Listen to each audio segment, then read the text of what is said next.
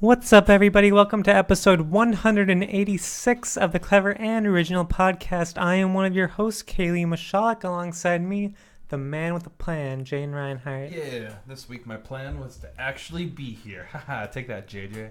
Yeah, and if you didn't notice, there's nobody just talking over the introduction what the hell? as normal. Thanks, JJ. Not here. Feels so weird and out of place now. Yeah. I can actually get words out into the mic on the podcast. Exactly. We can actually run things like in an orderly fashion. But JJ's not here this week, so it's just us two, the best duo. Yeah. We've done this before. We can do it again, and we will on this episode of the Clever and Original We're Podcast. the best 2 out of 3. Yes. Yeah. That's a passing grade. Yeah. If you haven't listened to us before, though, we are the Clever and Original Podcast, at least 2/3 of it. And on this show, we talk about comic book movie type stuff, video game type stuff, particularly in that order. Yeah. So let's get on with some news, shall we? Ooh. This past week, Marvel released the Avengers Endgame trailer number 2. Yeah. Showing off a little bit more story elements. Mm-hmm. Going into this, I think it started off with like flashbacks to the main 3 characters in their original movies, like Iron Man and Iron Man 1, Captain America, and the first Avenger, and Thor, and everything, and also Hawkeye, training what looked to be his daughter. Showing off his haircut too this time. Yeah, everyone's got new haircuts. Yeah. Thor. The end of the world, or the beginning of the... Thor. Cap shaved his beard and got back to his old haircut. Mm-hmm.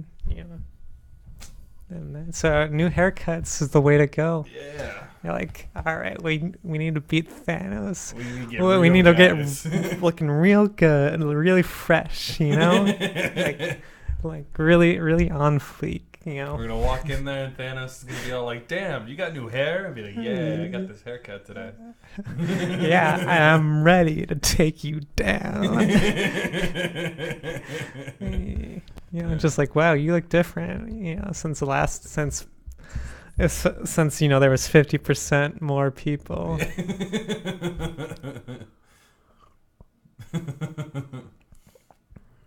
But Avengers Endgame, the trailer happened. Yeah. What are some interesting things we saw in this trailer? Well, it went over. We definitely got to see a little bit more. It went over briefly, like the Tony Stark being stuck afloat in space or whatever. Yes. But that's a plot point that everyone's got by now. Mm-hmm. It's been hit on enough times. I think. I don't know. It definitely. It doesn't look like everyone's in the same place. At least from what I can tell. Like everyone mentions in there, like some people have given up, we haven't.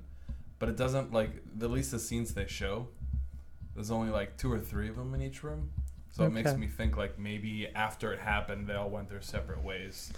And this is going to be like a little bit in the future. Not like 10 years or anything. Maybe like a year at least. Something if like not, that. Yeah. And some of them are trying, like none of them have like forgotten or whatever, but some of them are trying to move on. Yeah, and just accept it as the new reality. Yeah.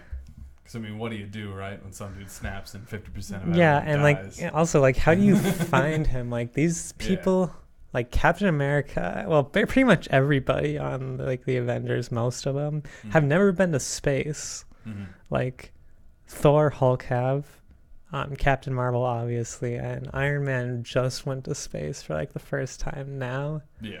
And then you got Captain America, who's never been to space. Mm-hmm. Black Widow hasn't. Hawkeye hasn't. War Machine hasn't.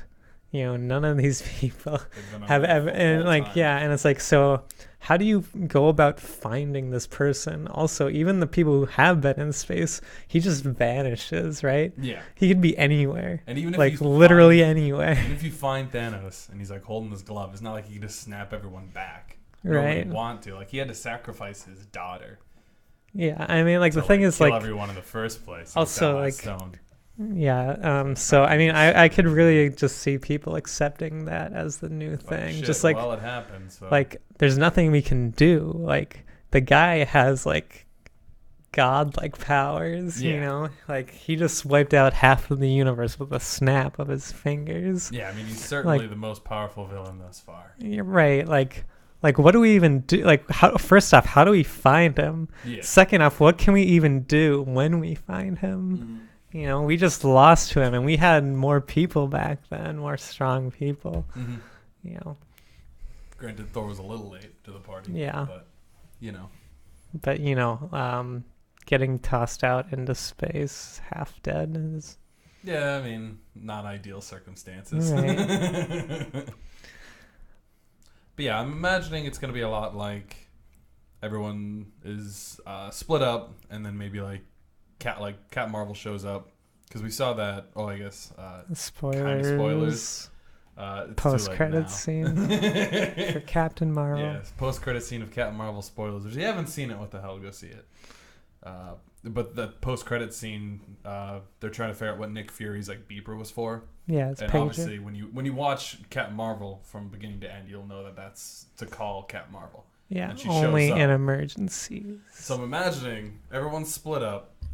Captain Marvel shows up to the beeper, and there's like 3 of them at least there, like trying to figure everything out. Bruce Banner, Steve Rogers, and Black Widow. Yep. Yeah, I don't actually know her real name. Natasha Romanoff. Yeah. But they're all trying to figure it out at least, and Captain Marvel shows up. I imagine Captain Marvel kind of binds them back together. Maybe. Because we don't have any hope, but all of a sudden this, chick shows up from space who can like shoot lasers out of her hands, and it's like, okay, you know what? Maybe we got a chance. Yeah.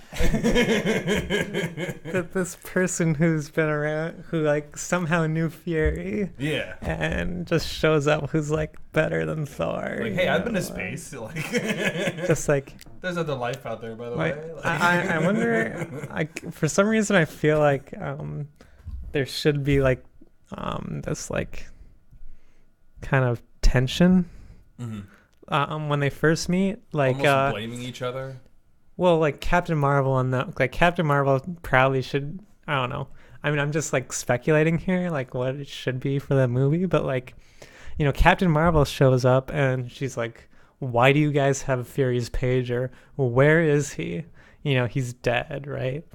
And so like she gets furious, right? And she's like, what did you do to him? Etc. Cool fight scene. And fight scene, kind of like in the first Avengers movie where Captain America, Iron Man first meet with Thor, and then they have that fight in the woods. Oh yeah. So similar to that, I would think. Although for some reason I feel like that might not happen, and it just might be more like an angry talking session.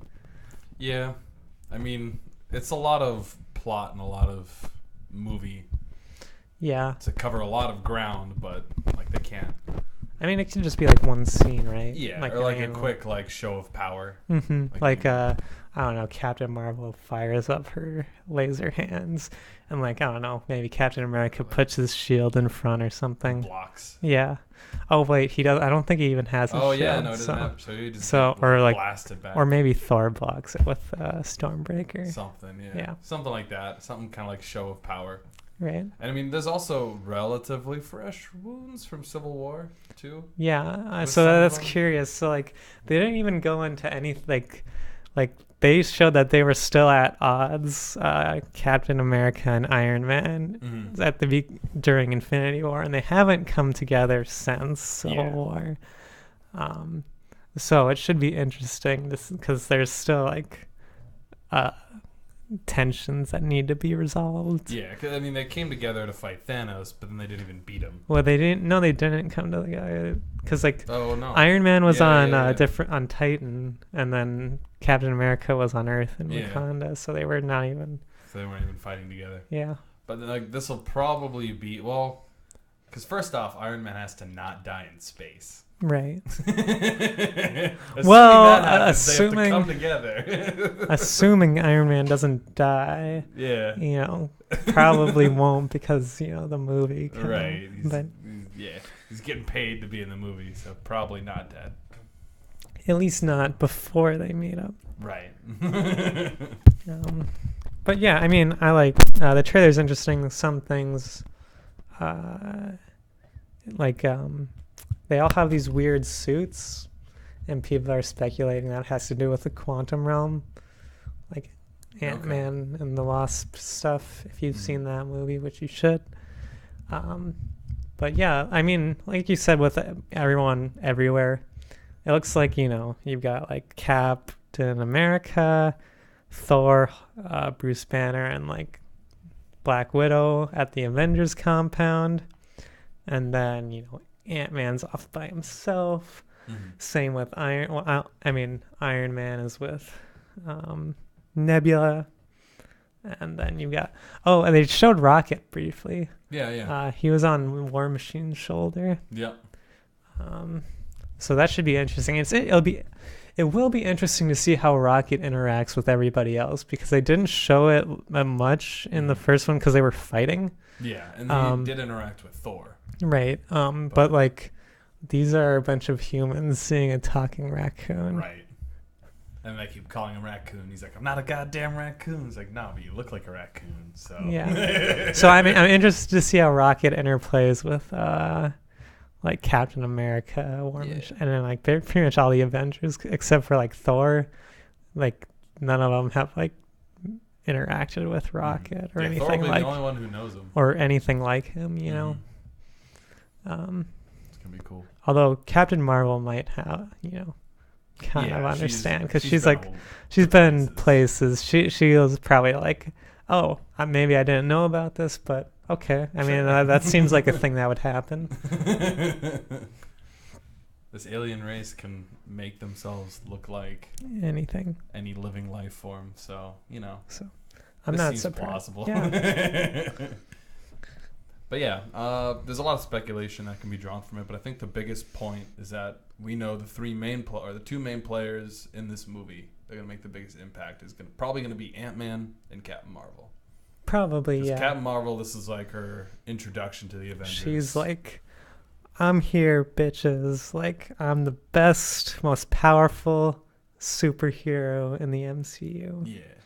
And then Ant-Man's got his quantum realm stuff. Yeah. That hasn't been fully explained. And also it sounds like they're gonna go back in time, which is what we've been speculating for like a while since. Well, because he shows up on old footage, right? I'm not sure, but I mean, something like that. Yeah, people have mentioned that. I'm not sure exactly. Camera, and I thought people were saying like, "Oh, it's old security camera footage." Yeah, but he got in the past. But they do mention like they do have Peggy Carter's a quote from Winter Soldier, I think, where it's like sometimes the only way to like fix things or change things, move on, is to start over. Okay. And then they have flashbacks to like the original, like we mentioned earlier, Iron Man movie, Captain America movie, and Thor movie. And so it should be interesting. So I think that line right there signifies to me that, along with those flashbacks, to me say they're going to go back through time, like through the quantum realm. Yeah. Because they did mention like a time vortex and Ant-Man and the Wasp in the quantum realm.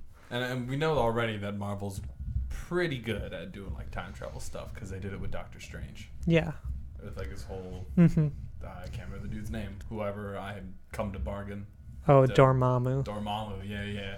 That whole scene where he like keeps coming back. Like the camera work and like the special effects they have do really well. So however they do the time travel stuff, it'll probably be pretty cool. Yeah. So I'm excited. It's coming out in almost a month, a little over a month and a week. April 26th. Yeah, it's coming up. It's coming up. I need to watch Captain Marvel again. Yeah, I want to like go back and like recap some Marvel movies. Some of the good ones. Some of the ones that are higher up on our list. I might have to. Well, I kind of want to watch all of them. I mean, I guess I have time. It's a month away. Mm-hmm. Yeah, so, I think we did the math last time. And we could even do like one a day or something. Yeah, and that would be fairly reasonable. Yeah. I think you'd probably still make it. There's only 21. So yeah. So and it's April 26th. So if we started now, we'd be done like a week or two before. Yeah. But I feel like if I were to watch the movies, I'd probably watch like some in a row. So it probably wouldn't be one a day. But, you know, it depends on schedule and everything. But I'm digressing here majorly. Avengers Endgame. Assemble, please. Yeah. Please say Avengers Assemble. I want it to happen.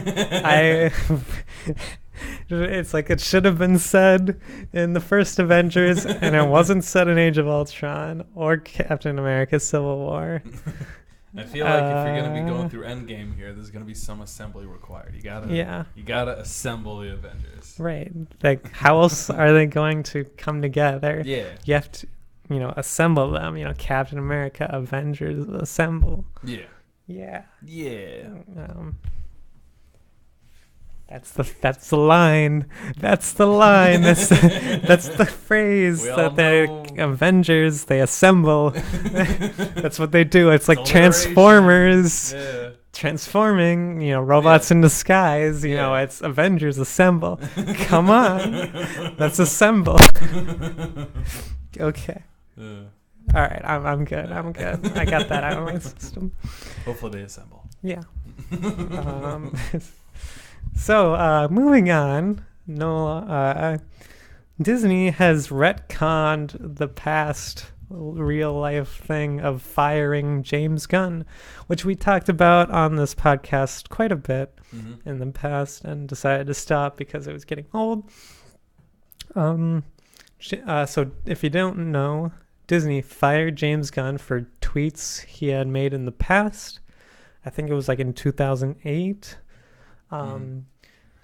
Where he had made, I believe it was like some very like disturbing, like I think it was like, sexual like jokes, transphobic jokes, I think as well. And he has apologized. He actually apologized for them before he even signed on for the first Guardians of the Galaxy movie in 2013. But they popped up and Disney fired him for that. We talked about how we didn't think it was necessarily a good idea. Obviously what he did in the past was wrong, but he has apologized, and people can change. 10 years ago, I was a completely different person 10 years ago, people change. It's not like he even apologized after the fact so he wouldn't be in trouble. He apologized before he even knew he was going to direct Guardians of the Galaxy. Right, so yeah. He knew. He was sorry. Yeah. And it appears now that Disney has reinstated him as the director for Guardians of the Galaxy Volume 3. Woo! So, yes, he is being rehired, and it appears as though we had already talked about James Gunn being the director of the next Suicide Squad movie. He will still be doing that, and so Guardians of the Galaxy 3 will start after James Gunn completes Suicide Squad 2. Okay. But yes, James Gunn back in the director's seat for Guardians of the Galaxy 3. I'm kind of surprised that Disney changed their mind. Yeah, I am too. They kind of take me as the company that just kind of says something and it is law. They have so much power and money. They don't take me as the kind of oh, you know what? We've rethought this. I don't know. Dude, it's good, but they're the people who made copyright law so obscene, or absurd, I should say. Mickey Mouse should be in the public domain, but they're nope, we can only make Mickey Mouse. Yeah. Screw you. Make it so that copyright exists for 200 years. I'm just kidding. I don't think it's 200 years, but it's really long because of them. So yeah. I could totally see them and they mess up movie theaters with their pricing. You want to show our movies? Well, you got to pay us extra. Yeah. We're going to send some guy over to break your kneecaps otherwise, Maybe not quite that severe, but They do seem a lot harsher than they seem now, rehiring James Gunn like that. So yeah, I like this move. I think James Gunn is perfect for Guardians of the Galaxy, obviously. He's a hard guy to replace for sure. Yeah. Like, I don't know what they would have done otherwise. Right. So maybe that's why they rehired him. Maybe they were trying to replace him. They're like, this can't be done. Right. Okay, maybe the stuff he did, he's apologized. Maybe it's not as bad. Yeah. Everyone looks past stuff once they can find something good or find us useful. I should say. Yeah, right. This person sucks, but they did this thing for me, so yeah, they can make me money. Yeah, I mean, definitely. But yes, James Gunn back in the director's seat for Guardians of the Galaxy 3. Good to see you back, James. Yeah. All right, moving on. Marvel has hired another director, Asian American filmmaker Dustin, I think it's Creighton, to direct a new film, Shang-Chi. Shang-Chi is a kung fu master, I believe based out of China, but don't quote me on that. Because, I'm not that well known. I know Marvel pretty well, but I don't know anything about Shang-Chi. They're pretty good at, grabbing people that no one's heard of before. Yeah, and, I'm kind of surprised that this is what they're doing. But you know what? I was surprised Guardians of the Galaxy was a thing. Yeah. And it's huge now. Yeah. So it's interesting. I guess this, if I can pronounce his name right, Creighton. He has worked with Marvel before, having worked, or I guess he's worked with Marvel actors before, I should say, with Brie Larson, Michael B. Jordan. Looks like Shang-Chi will be a movie made by Marvel. Kung Fu seems pretty good. Being what does it say here? All known forms of terrestrial martial arts. Terrestrial. So he doesn't know any alien stuff. Okay. But he knows all the Earth stuff. And I actually recently, I don't know if you've heard of. What's it called? I haven't heard of. It's a new martial arts called. No. I can't. It's like a martial arts that someone's made, and I don't know. It looks really fake, super fake. And so I was talking with some friends of mine. We're like, haha, and making fun of it or whatever. Then I started looking up real martial arts stuff, and there's some cool stuff. Judo's really cool. Yeah. This seems like it's a. Oh. He'd be a cool fight scene superhero. What's the one? For sure. There's a drunken kung fu style. Oh yeah, from what was? It was in Daredevil, right? It was Iron Fist. Iron Fist, that's right. And he was sitting in front of the door. Yeah. And he's drinking the sake or whatever, and he's wasted. He's fucking wasted, but he's kicking his ass. Well, yeah. There's also a movie called I think it's The Drunken Master, which is a kung fu film, starring Jackie Chan, about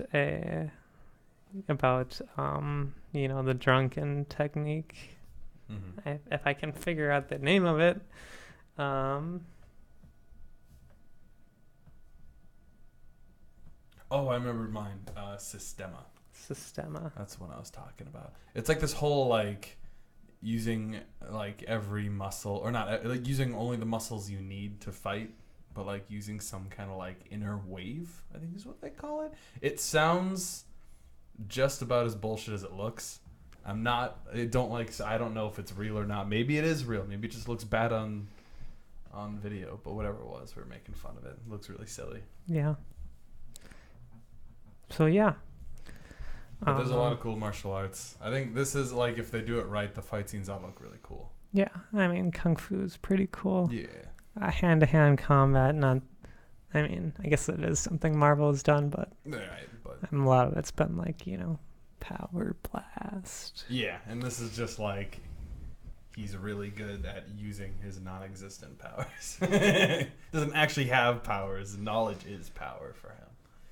I'm not sure if he actually doesn't have powers, but still, kung fu.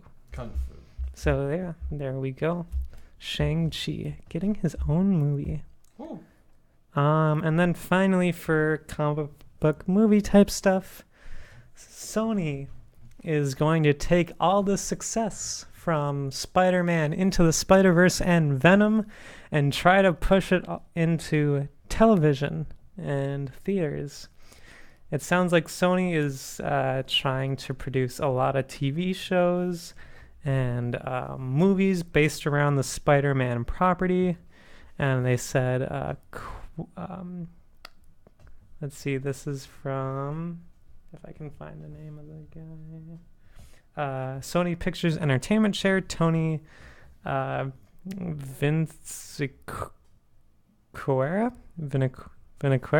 I think. Vinciquerra. Close enough. Quote, "We have the next 7 or 8 years laid out as to what we're going to do with that asset. And that will not only be on the film side, it'll be on the TV side. Our television group will have its own set of characters from within that universe that we will seek to develop." So, Sony is the only other company that can make Marvel stuff now that Fox was bought by Disney. Mm-hmm. And they only have one property now, Spider-Man, and they're going whole hard on it. Thoughts on this? Use it since I got it, I guess. Yeah. So, thoughts on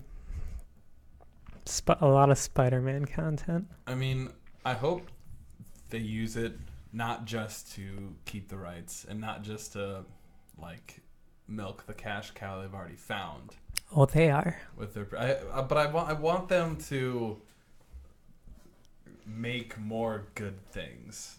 Yeah. I can't really think of an eloquent way to put it, but I want them to make good things and not just be like just like quality over quantity sort of thing. Yeah. I don't want them just to like slash out a whole bunch of like shitty Spider-Man stuff and be like, here you go, haha, it's ours for another like 5 years or whatever. Like, yeah, which admittedly is probably the way it's going. I mean, I think Wu-Tang Clan said it best. Cash rules everything around me.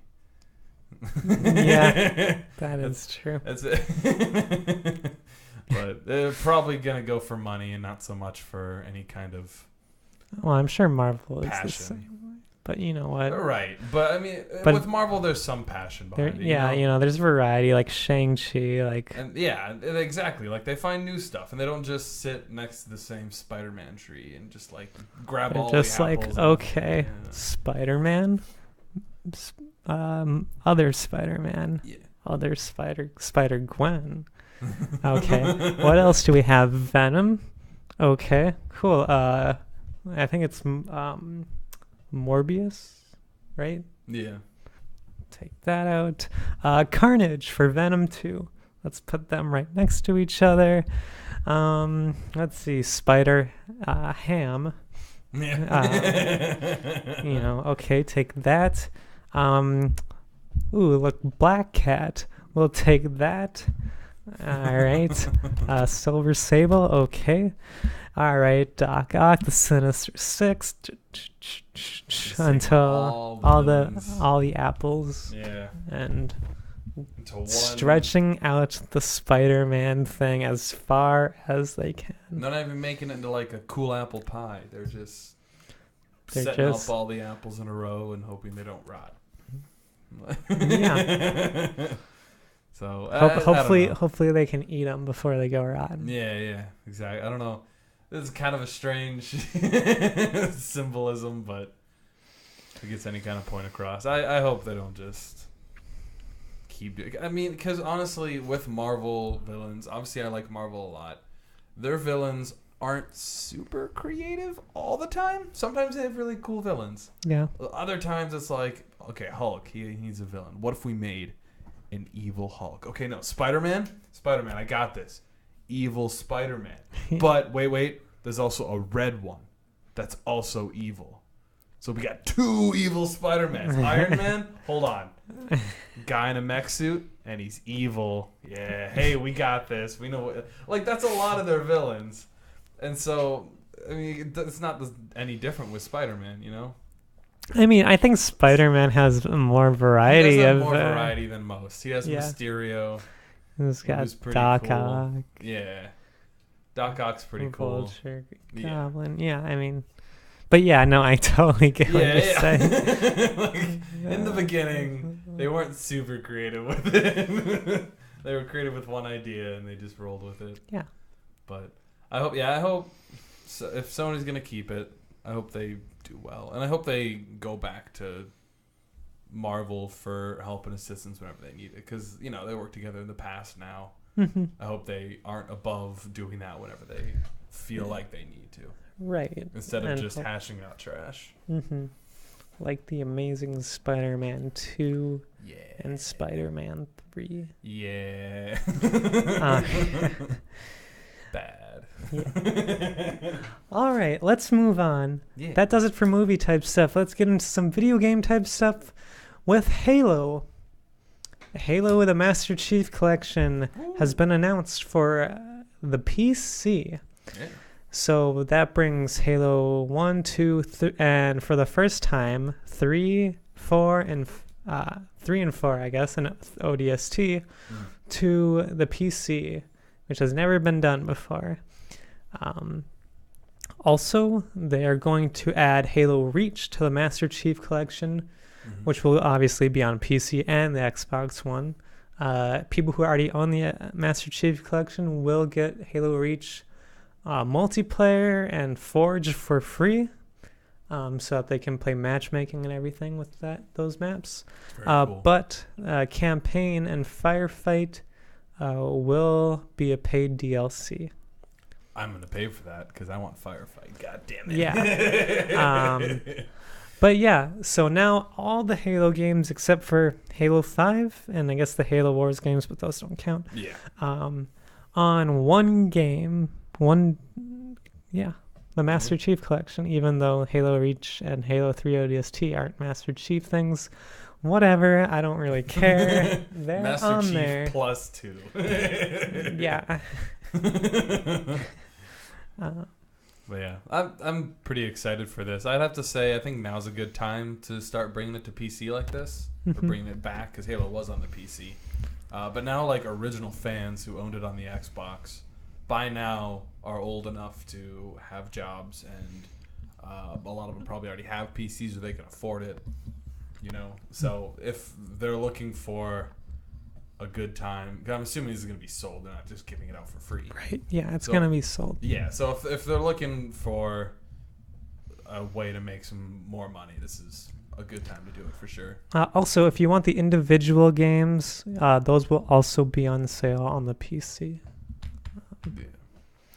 So you don't have to buy the Master Chief Collection, but I mean, why would you? Should. Yeah, exactly. But yeah, I mean, this is a really cool idea. Halo 1 and 2 were on PC. Halo 3 never made it to PC, and every game since Halo 3 has not. Only been on Xbox.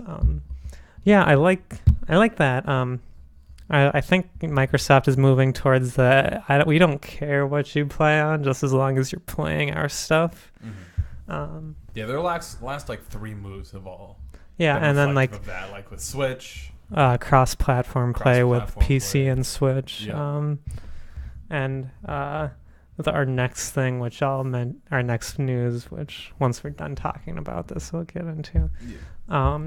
But yeah, I like it. I think that's great. I think it's, you know, I've got a lot of friends who play PC. I don't play PC, but I'm hoping that, you know, with all this platform play, I won't need to get one in order to hang out with my friends, like on, you know, in video games, like online video games. For sure. And stuff like this, it just makes it better. Yeah.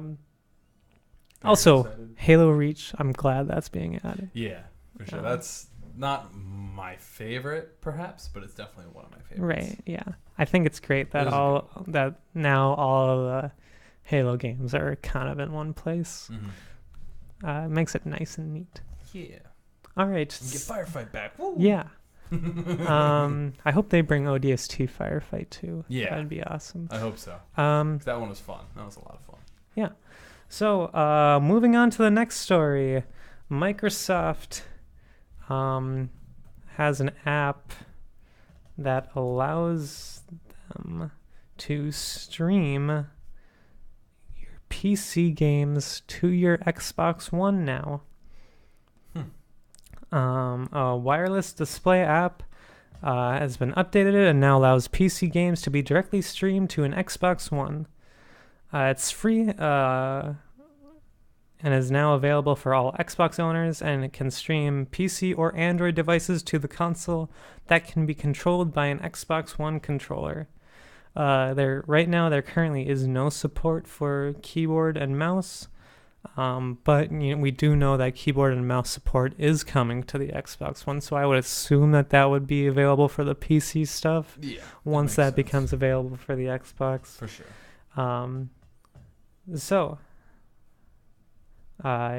So you can now stream your PC to your Xbox. Yeah, you can do Xbox to PC, PC to Xbox. Yeah, it's really cool. Kind of like you have that Steam link, right? Yep. So you can play your PC games on TV. Yep. Yeah, kind of like that Xbox. To the Xbox as well. Yeah. So pretty cool. Wish I just waited. Yeah. Damn it. But yeah, really cool. Again, like Microsoft doing all this stuff to just be like, play whatever. I think that's really cool. Yeah, this is definitely a good way for them to get a larger audience too. Because for a while it was split up a lot. Like as a kid, I remember playing a lot of Xbox with my friends, but if one of my friends had like a PlayStation, we would never play video games together. Like you couldn't, right? Right. But with all this, like, I mean, that would still be the case because Sony's a little jerk face, yeah. Big meanie pants. Yeah. But hopefully that changes. But with everyone else, they're pretty cool about this cross-platform thing, and it's going to help Microsoft and anyone else really to get larger player bases. Yeah, I think it's really good. I think it, like I mentioned last time, I think Xbox Games Pass was gonna come to Switch. Maybe not last time, but a few episodes ago, and having Xbox Live on Switch is like really good for both Nintendo and Microsoft. And like this stuff, I think is gonna be good for Microsoft. Like people have mentioned like in order to drive console sales, they need exclusives, which I do think Xbox needs better, like, exclusive games. But, I mean, like, the fact that they're on PC, I don't think hurts. I think it's, fine, whatever, I think this is good for them overall, and I think it's good for players overall. And exclusives will still drive sales to their console or to the PC or whatever. But this way, they can get it on their Xbox and still play it on PC, so you might actually see more sales. Yeah, and also I think Microsoft doesn't really care as much because pretty much, I would say, well, not every PC, but pretty much every PC runs Windows, which is Microsoft, obviously, and so like they're getting money off that. So I don't think they really care, because like I'm sure all of their Xbox or their PC games require Windows to play. Well, and even like I don't spend too much time at the Windows Store because I have Steam. But if you do go to the Windows Store and go to the game section, it is very Xboxy, like the layout and everything. Like they obviously tried that with Windows 8, right? Trying to get everything. It was kind of like I mean, I think with Windows 10 they're trying to do more of everything the same. Yeah. But like with Windows 8, it was like a tablet sort of like phone screen for some reason on a computer. Like what? Yeah, what are you doing? But Windows 10 is still some pieces to that where everything seems very like now it's instead of being like, oh, this is the Xbox screen, it's like the Microsoft screen. Yeah. But Yeah. Very, very smart on their part. They're doing something that Sony can't do for sure. So yeah, this will give them a huge step up in them not being at E3. Yeah. Xbox is going to have a pretty healthy leg up in the race here. Yeah, I think so. So yeah, Microsoft doing a lot of stuff to expand their gaming sphere. Gaming stuff. All right, that does it for the news this week. Let's get on to some juice. Woo. Our juicy juice. Grape Juice. Halo, the Master Chief Collection, is a remake of Halo 2 with Halo 2 Anniversary. It also has the other games like Halo, we had mentioned Halo 1, Halo 2, Halo 3, Halo 4, ODST, and now Reach. So it brings the question, and it's also coming, it's a port to the PC. What are some memorable ports or HD remakes, or just the state of those ports and remakes in the gaming industry right now? Just anything about ports and remakes. I mean, it's weird because I used to think when people did this kind of thing, it was really lazy. But for the Master Chief Collection, for example, is a really well done way to do this. Kingdom Hearts got kind of convoluted because of it. Yeah. But it's, I don't know, and everyone's asking for a Final Fantasy VII remake. It's the only thing that matters for, I guess, RPG players or whatever. And I don't know, personally, I like to see new games more often, but I don't know what makes a remake good or bad necessarily, Well, I think it has to do with really, it has to do with the original game itself. Is the original game replayable? Also, is what distracts you from replaying it, right? A lot of games, especially N64 or GameCube, even Xbox, PlayStation 2, is especially the earlier PlayStation stuff. The graphics do not age well at all. Right. They look terrible. Yeah, you can't go back and play. And so it kind of distracts you from maybe the game. And so that's what I think. I think a good remake, keeps the essence of the game, but updates it for a modern console, a modern setup, because a lot of those games didn't have HD, right? Or 4K now, and puts it in a way that makes it easy to access, and keeps that game alive in a new modern form that's easily digestible. So obviously I think the first thing is the game has to be good, right? You can't just remake an old any game. And for the most part that's true. They just remake good games, but some are worse than others. I think ports are generally not as good as remakes, simply because it's just it's not really updating it. It's just moving it. Yeah. A lot of times too, ports get really lazy. Square Enix is very famous for that. Obviously, Square Enix, most of their stuff's on PlayStation, but when they put it on computer, even the buttons will show the same. Yeah, maybe they'll make it support HD, but it's still the same graphics, polygon, etc. Maybe slightly better in some way, but. Right. So I think that's a start. I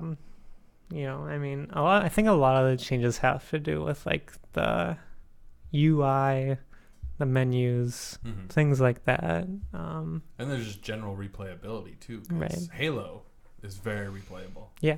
You can go back to just any mission, especially if that was a game in your childhood. You can go back and have some nostalgia. Oh, I remember this. This level was so hard, and it's fun to replay through that again. But just random game off the top of my head, Undertale is not as replayable. It's kind of not necessarily a one and done. You might replay it a couple of times because it has that multiple endings kind of thing. But it's still you're not going to end up playing it too much. It's not a long game, but a lot of it's pretty samey. Oh, also I would like to point out just because a game is good and has a lot of replayability doesn't mean it needs a remake. Yo, for sure. So like Super Mario, right? Mm-hmm. That does not need a remake. Or no. Super Mario 3, Super Mario World. Like, because of like the like art style and everything, those games hold up by themselves. Yeah, you don't need any kind of HD. You don't need a port. Right. It's just, it works fine the way it is, and it's a great game. It's fun to replay, but like there's nothing you really need to do to like update it for a modern audience, because it's like it's at where it needs to be. What about Pokemon Ultra Sun, or no? What it was? Ultra Sun, Ultra Moon? No. Ultra. Omega, Ruby and Alpha Sapphire. Well, that, but also the Silver and Gold. Soul Silver, Heart Gold. Heart Gold, yeah. What about? Well, there's been a few, I guess. What about Pokemon remakes? Like, what do you think? I think it's interesting. So with the Pokemon remakes, they change things. So like, Soul Silver and Heart Gold were Gen 4 style. So they had the art style of like Diamond and Pearl. They also had like the kind of typings and like stats of 4th gen versus like second gen was just like it's it was second gen. I think updating the style, like especially I don't think all the Pokemon games need an update. I don't think Diamond and Pearl does. Well, they have the same kind of graphics thing. Like they don't need graphics. They're like I could see like I can see why they did red and blue, or like I guess red and green, or like gold and silver, because those games were on 8-bit Game Boys. Yeah, and that's not a very popular console, especially from like a top-down perspective. Like that works for a simple thing like Mario, but like for Pokemon, it's very complex, and seeing it in black and white, Pokemon is a game where like there's a bunch of different creatures and like the designs really matter, to a lot of people and everything. And so like having that color, having that like updated design is like really good. I think they add some things to these games. So like for example, Omega Ruby and Alpha Sapphire had mega evolutions, and I don't remember what the ones for the Kyogre and Groudon were, but yeah, they had mega evolutions, which didn't exist obviously back during the Gen 3. So like they add new things, so the game is different. Obviously it's the same like layout, same kind of story, everything, but it does have some things that separate it and make it more in line with like X and Y, which is the same generation as that. I don't know. I don't think Pokemon needs any more remakes. I wasn't even sure Ruby and Sapphire needed one. I mean, I can understand the first 2 gens, but like I don't think. And now because Diamond and Sapphire were on the DS, like those first 3 gens were on Game Boy consoles. And so I think it's come to a point where I think that's also a big thing with like remakes. It's just like I said earlier, updating it for a modern thing. I think Diamond and Sapphire, Diamond and Pearl, and every Pokemon game afterwards is like fine for like a modern audience. Yeah, I mean its capabilities and the system it's played on is new enough to not scare away any prospecting kids. Right. Yeah, and like I guess if they wanted to like put all the games on the Switch, I suppose like they want to like cash in on update it a little bit maybe, but they don't even have to like change it as much. I don't think I don't think that's a good idea, but like basically they want to cash in on like getting people to buy more Pokemon games for the Nintendo Switch. Because like you can play Diamond and Pearl on your 3DS because it plays DS games, so like that's the only reason I could see them doing it. But Yeah, I mean, Pokemon, I guess it's just like they add some things like mega evolutions to games that didn't have them before, or different evolutions to Pokemon that, didn't, etc.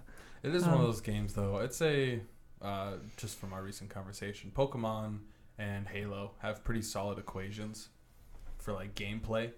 That it's pretty easy to like take that equation and move it to like a slightly different storyline, slightly different characters. Yeah. So it makes it easy for them to like make games. Well, like I was gonna say this like when we were talking about Halo, but it's like I can pick up an Xbox controller, play any Halo game, and know exactly what I'm doing. Yeah, you go in, you shoot, maybe. Well, like once like and with Pokemon too, it's like once you learn the game, how to control the game, the aspect of the game, like you can pick up any of those games and play it. Yeah, like that. Whereas like some games, like you would have to like learn different things. Yeah, you have to get with the mechanics again, and sometimes even between like different installments of the same kind of game, like they have different mechanics you have to relearn and whatever. Right. But Pokemon and Halo are pretty easy to step. And like that's like one reason I like hate the Kingdom Hearts like things. Yeah, it is very like the same thing. Like the equation's the same basically. It's like the fight style they've updated. Well, like even like that games, with like the remakes, like like Chain of Memories had like this card-based system, which is completely different from like the main series stuff, and things like that. And it's just like. It's so confusing. Like, there's so many tutorials and things like that. Yeah. It's like, how do I even, like, I played every game in this series, but I still don't know how to play this.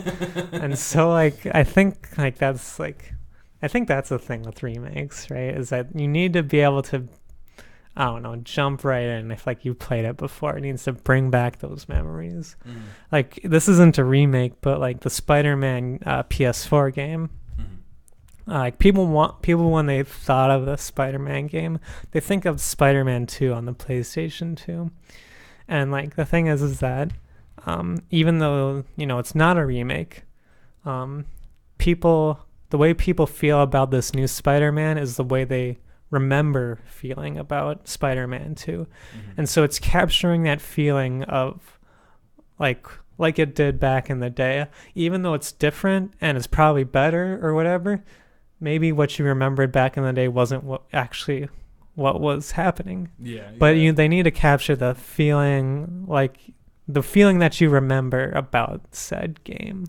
I think that's what makes a good remake and port, is capturing that feeling, making you feel like you're back in that time, But still make it easy enough in case like someone who hasn't played the original game comes across it. Right. Which also is part of its purpose, to bring it to a wider audience. Yeah, and I think also is like, going off of that is, people, they don't play old games, right? Like, like you're playing a game, someone introduces like, hey, you should play this game from 2001, right?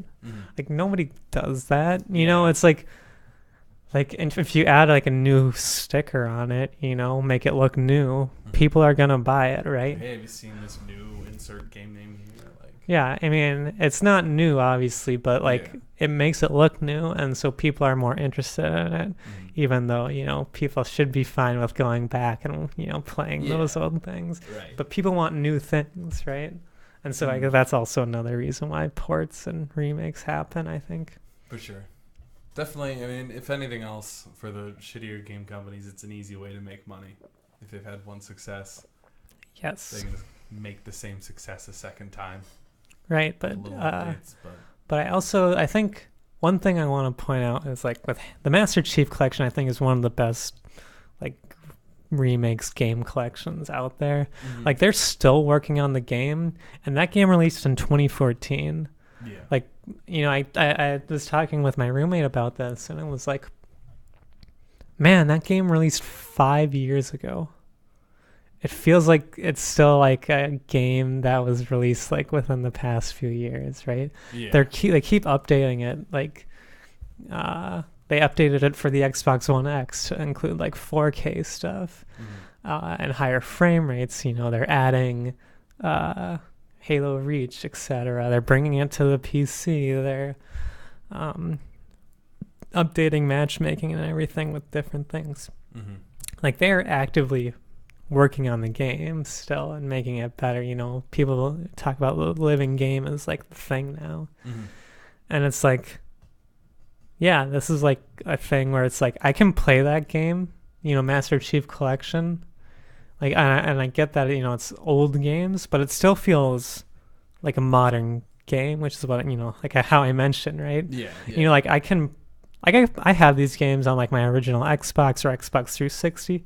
I can put them in, you know, but like I can't play with people online. It definitely doesn't feel the same. Like, it doesn't feel like a modern game, where Master Chief Collection, even though it's a 5-year-old game now, still feels like any other modern FPS.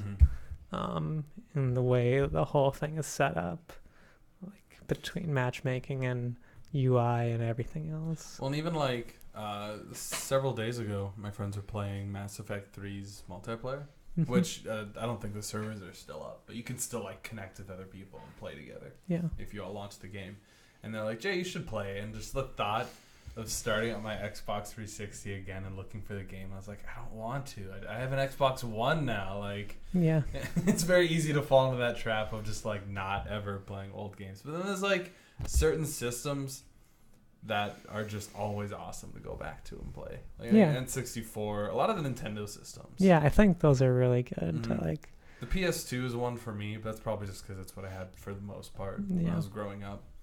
Yeah, I think it's Nintendo for me, Mostly like GameCube, Nintendo 64. Yeah.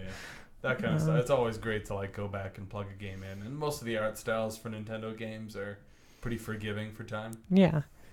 I also think, you know, Nintendo doesn't care about the realistic look, which really dates a game. Yeah, when you go like super realistic, and right, a year later it's not. Yeah, you know, like Nintendo, like Mario holds up over because like it's stylized, right? Like the thing is like, and like that type of stuff will always look good because of the way it's designed, right? Versus like a more realistic game. So like, for example, going off the Legend of Zelda series, right?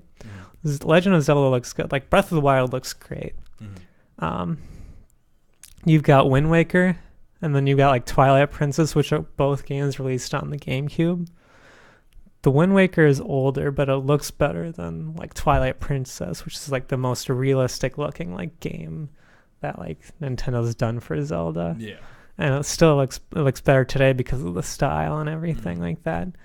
And so like, yeah, that type of thing also. And that's also why people do like remakes, is because the thing is that they go with these realistic looking graphics or whatever, and you know what, they get dated because that's what happens with realistic looking graphics. And so they're, now we got new technology, and they remake it with the better looking stuff, when if they were just doing what Nintendo did, they'd never have to worry about it. Although I'm not sure I would like every game to look like a Nintendo game. No, definitely not. It'd kind of lose its feeling. Or even like, because Kingdom Hearts is a strange exception where it's taking different art styles into like a video game. Yeah. And even that's noticeable in the first one. Like when you see like Goofy and Donald all pixelated. They've never been pixelated before. Yeah. They're animations, and so it looks really offsetting. At the time it looked fine. Right. But now when you go back to it after playing like some of the newer Kingdom Hearts, and you go back and look at it, it's like, whoa. These pixels are huge. Yeah.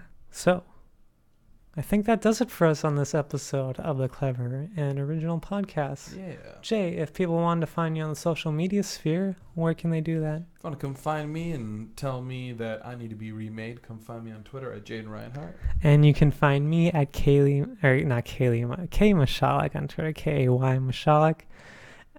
JJ is JLars107 on Twitter. We're all at Clever_Original on Twitter. And as you are right now, listen to us each and every week on SoundCloud, iTunes, and other podcast services. And we'll catch you next week on episode 180. 7. Yeah.